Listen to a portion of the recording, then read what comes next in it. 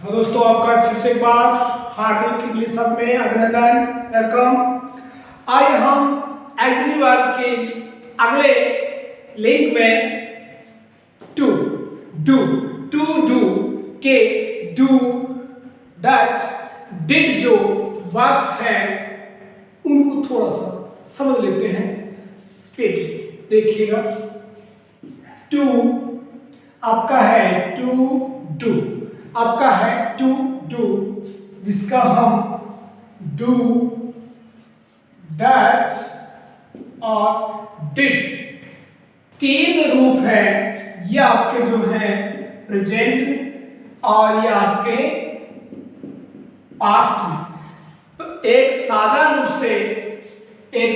रूप से नेगेटिव और इंटेरोगेटिव में जो आपने अध्ययन कर रखा है, टेंसेज में पढ़ रखा है, इनका ये हेल्पिंग वर्ब के रूप में जब इनका प्रयोग किया जाता है तो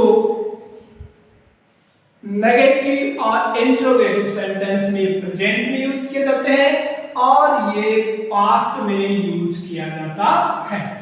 ठीक है, आइए हम इनकी कुछ यूजेस देख लेते हैं, कहां हम इनका स्पेशली प्रयोग कर सकते हैं।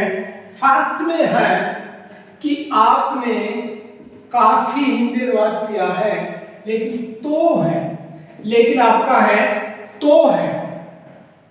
इसके लिए अगर हम डू डच और डिड को मेन वर्ब से पहले लिख दे तो आपका जो वाक्य है, आपकी जो बात है उस पर काफी जोर लग जाएगा और वह काम एक संभावित हो जाएगा कि ऐसा होता तो है, ऐसा होता तो है। जैसे he does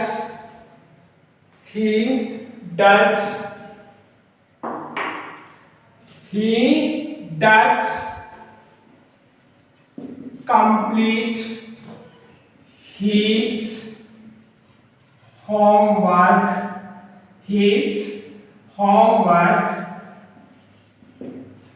तो इसका हिंदी अर्थ हम निकालेंगे, वह अपना काम करता तो है, पूरा करता तो है, वह अपना काम पूरा करता तो है। जैसे I do study daily,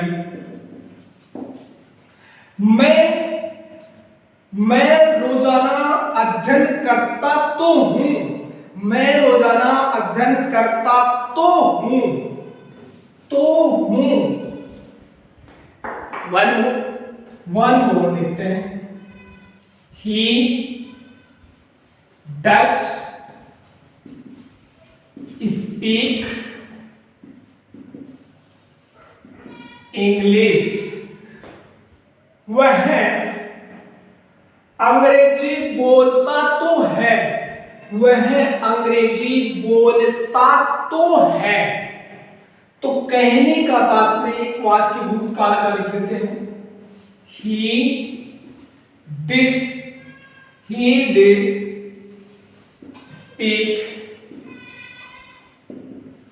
speak English, वह अंग्रेजी बोलता तो था, वह अंग्रेजी बोलता तो था। कहने का तात्पर्य है कि तो था तो है, तो था तो है की स्थितियों में हम डू और डिड और डज का प्रयोग कर सकते हैं। तो है तो था, भूतकाल का तो था और वर्तमान तो है। संभावित करता तो है लेकिन रिजल्ट का पता नहीं, काम तो हो रहा है लेकिन रिजल्ट का मालूम नहीं। देखिए इसका नेक्स्ट यूज क्या ले सकते हैं। अगर आप किसी से कुछ विनम्रता पूर्वक इससे आग्रह करते हो, जैसे हैव ए सीट प्लीज,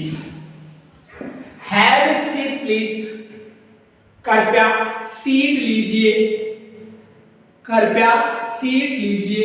अगर हम यहाँ डू हैव ए सीट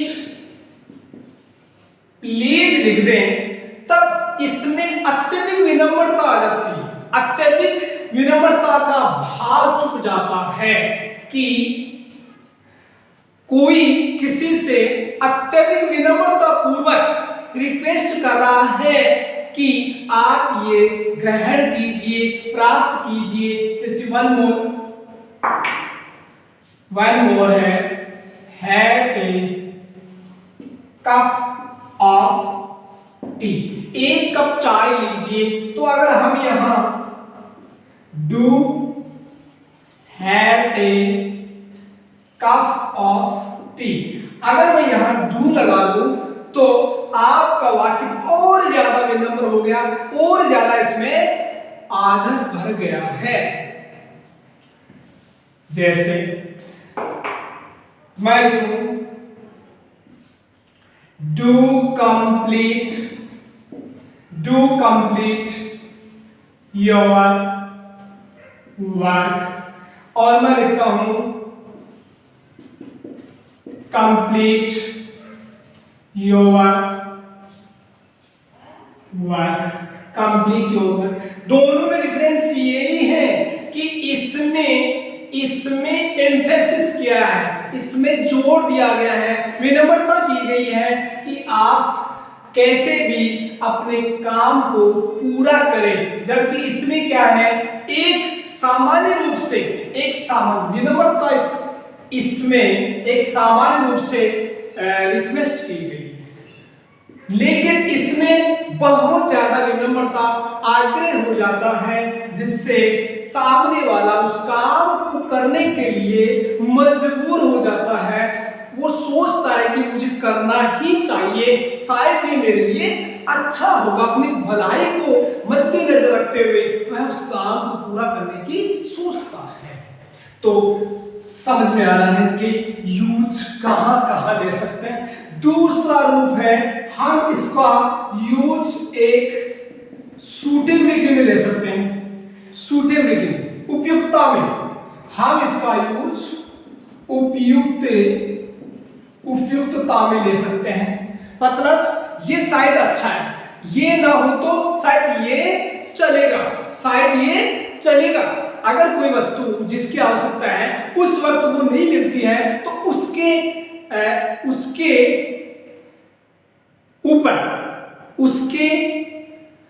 ऊपर हम कोई दूसरी वस्तु का प्रयोग कर लें उस समय, तो वो होता है सूटेबिलिटी। उस स्थिति में हम डू का डज का प्रयोग कर सकते हैं। एग्जाम्पल है ही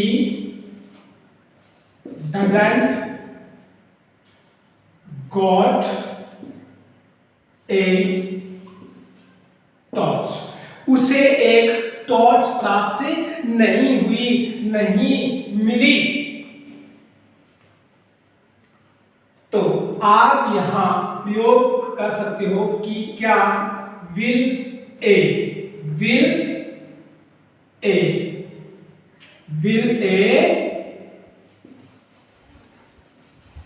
cell phone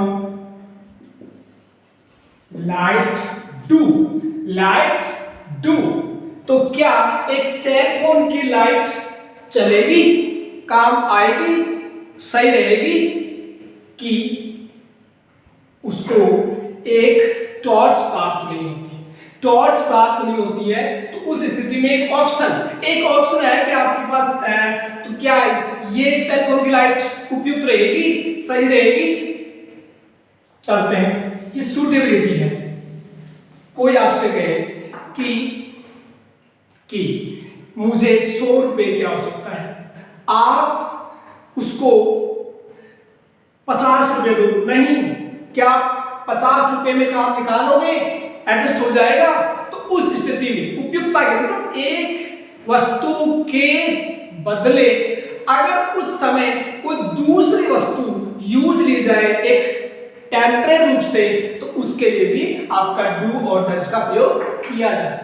चलते हैं नेक्स्ट है आपका to do with, to do with जो एक किसके रूप में हो सकता है, कंसर्न के रूप, कंसर्न के रूप में संबंधित होना, संबंधित होना, कोई एक वस्तु किसी दूसरे से, कोई काम किसी दूसरे व्यक्ति या वस्तु से संबंध होना या नहीं होना की स्थिति में हम डू और डज का प्रयोग कर सकते हैं।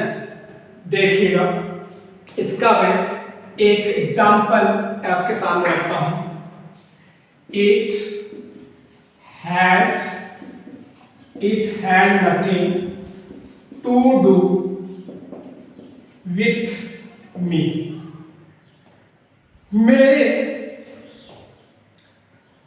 मेरे पास या मेरे लिए करने के लिए कुछ भी नहीं है, या मुझे काम से कोई मतलब नहीं है। Had nothing to do with me, मेरे लिए कोई मतलब नहीं, मतलब मेरे लिए काम से कोई मतलब नहीं है, मुझे कोई मतलब नहीं है। जैसे वन एग्जांपल और लिखता हूं, it was nothing to do here with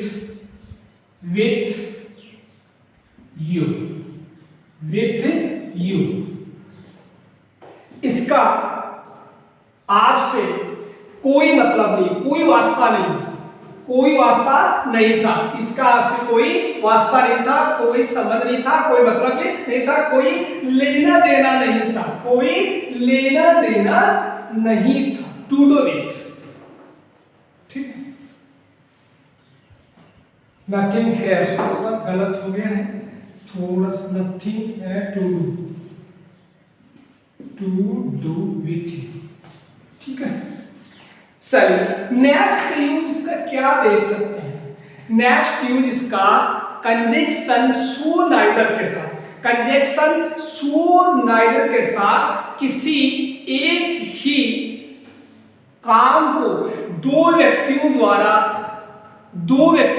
स्वीकार या नकारा जाता हो, अस्वीकार किया जाता हो। जैसे my wife doesn't like X, my wife doesn't like X, and so does my son, मेरी पत्नी भी अंडों को पसंद नहीं करती, और मेरा पुत्र भी अंडों को पसंद नहीं करता है। नेक्स्ट, अगर मैं इसको वापस लिख दूं, my wife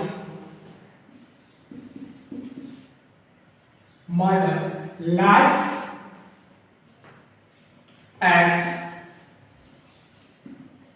my wife likes X, तो neither do I, ऐसा। my wife, सॉरी यहां ये just does not like X, तो मैं भी पसंद नहीं करता हूं। सो और नाइदर जो आपका कंजंक्शन है, इसके लिए कोई भी एक्शन है उसकी समानता को दिखाने के लिए। अब चलते हैं नेक्स्ट यूज। आपका नेक्स्ट यूज क्या होता है? नेक्स्ट यूज होता है कि ये कोई भी वर्ब की रिपीट को जो दोहराव है उसको नहीं बताता है। वह कोई भी, जैसे he studies as hard as his sister does, वह उतनी खतरनाक या कठिन स्टडी करता है जितनी उसकी बहन करती है। जितनी उसकी बहन करती है वह उतनी ही हार्ड मेहनत करता है। इसमें ये उस स्थिति में भी होता है जब हम एक वर्ग का दोहराव नहीं होने दे, तो उस स्थिति में हम आपके actually verb do, does, did का प्रयोग उस स्थिति में भी करते हैं। तो मैं उम्मीद करता हूं आपको ये डू एक्चुअली वर्ब का यूज समझ में आया होगा। और मिलते हैं नेक्स्ट क्लास में। धन्यवाद।